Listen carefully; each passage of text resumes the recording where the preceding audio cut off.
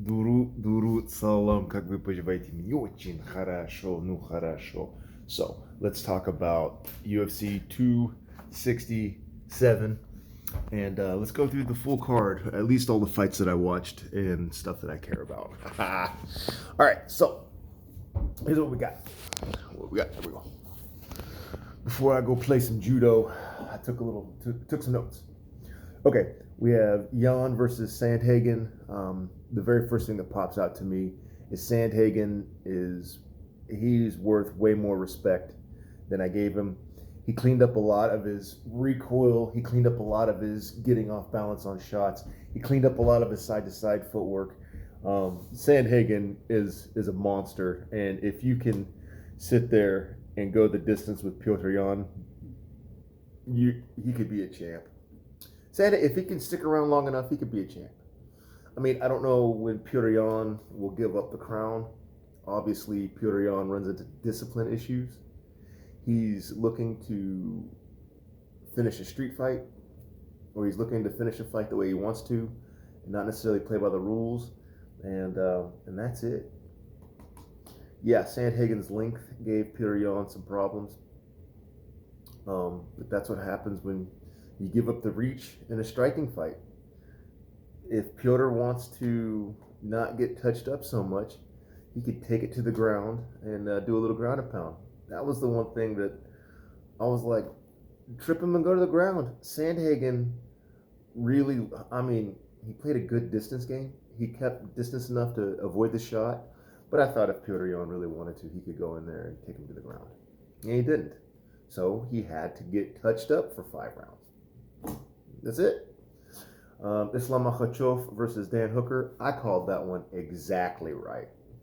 Perfect. I said Islam is not going to want to sit there and take any shots from Dan Hooker because Dan Hooker's got the kind of bombs that can change your life forever. He can hit you a couple of times. If he gets clean strikes, you're different.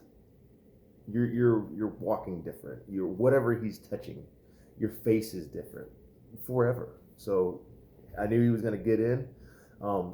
Dan Hooker's got very, very long arms, and the very first thing that came to my head from all the sambo that I've done, all the judo that I've done, is ude garami all day long. It didn't matter. It doesn't matter what I would be fighting Dan Hooker in, or anybody for that matter. The very first thing I'm trying to do is wrap up that arm. And even if you go in for the boxing kind of wrap up, the clinch, that can turn into a jujigatami very quickly with no gi. That's a jujigatami. A lot of people don't know that armbar. It's a hard armbar to master. It's the easiest armbar to learn. It's like golf. You can learn it easy. It's hard to master because you got to kind of have a perfect touch with it to be able to sink it without the guy rolling. But ude garami all day long. All you got to do is get a control of the wrist, shoot the arm through the other arm, and then ude garami. And I thought he did a really good job with ude garami, entangled arm. I don't know if that was classified as a Kimura or if that was classified as an Americana, but Islam has got a Morotegari game that is genius. It is the same thing as everybody in the Caucasus Mountains. They use the wrestling to do Morotegari, and he did it head in, so it was a Morotegari and not a wrestling shot. So technically, for all my technical people, that was a Morotegari, and it was beautiful. And Islam is just going to go murder people until he gets to the championship, and then how long can he keep the championship? Who knows? Who knows? Because the 4 or 5 years that he's going to try to remain champion before he retires, the Brazilian jiu-jitsu guys are probably going to amp up their game by adding a lot of top control. They're going to learn from Sambo, and then they're going to take their Morotegari single double leg game, and then they're going to take it to the moon.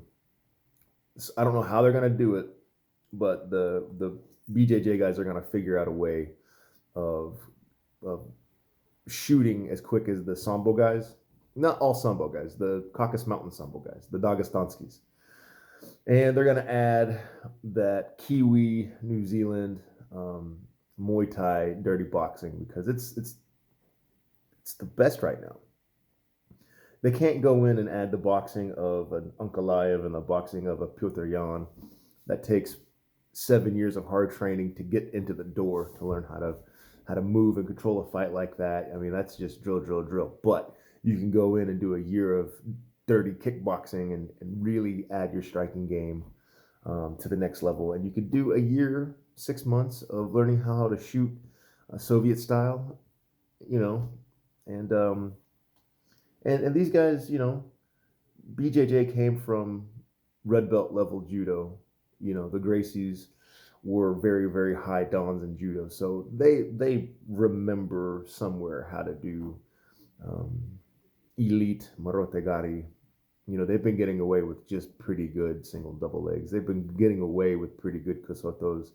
They've been getting away with pretty good uchis and ogoshis and ogorumas and haraigoshis. But now they're going to have to really, really, really get good. And I doubt that you want to take the 5-6 years it's going to take to go in and learn, you know, a flawless elite, you know, uchimata, nogi uchi to a nogi kosoto to a nogi ouchi, and then be able to jump guard on the way down.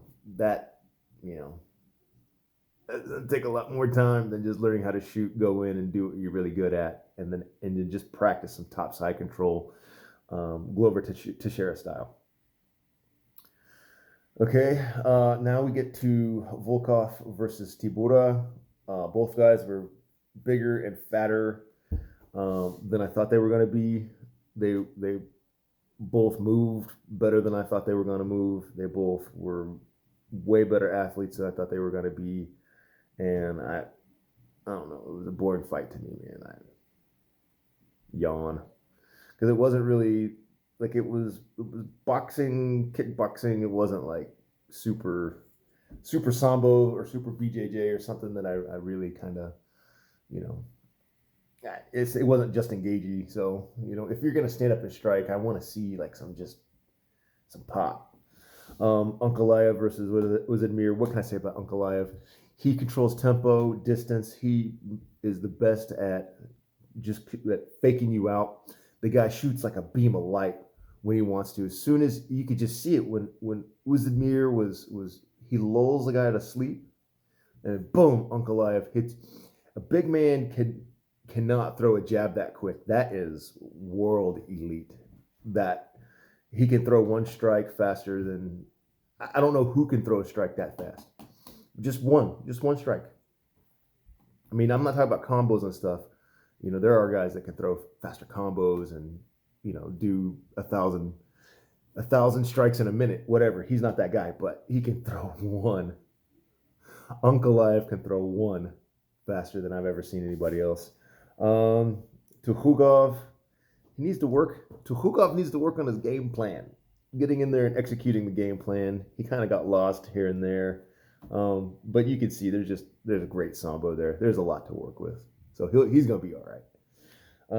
Duraev, wow, Duraev was very impressive. Duraev is going to come and he's going to be a force to be reckoned with. Kopolov, you know, he's just striking. And he needs to get a more well-rounded game. I'm sure he has a more well-rounded game skill set. He just needs to kind of, you know, practice execution and do it. Elise Dos Santos. Wow. Dos Santos was elite. Sandhagen. Just did not deserve to be in the ring with that guy. Gamzatov versus Oleksiejczuk. Good fight from Oleksiejczuk. I didn't see enough from Gamzatov. I wasn't impressed at all. Didn't stick out. Marquand versus Murphy. I thought Marquand was owning Murphy, and Murphy just got one good knee, man. That's sometimes what it comes down to. Not really impressed with that guy. Hu versus Petrovsky. All right, Petrovsky, we got to finish a guillotine, man. Like, we got to finish a guillotine. Come on, dude. Wolbanikov versus Allen. Same thing. Some work from Wolbanikov. You got to work on executing the game plan. The lights can't be too bright. And that was it. UFC 267 in the books. All right, guys, I got to go and play a little judo.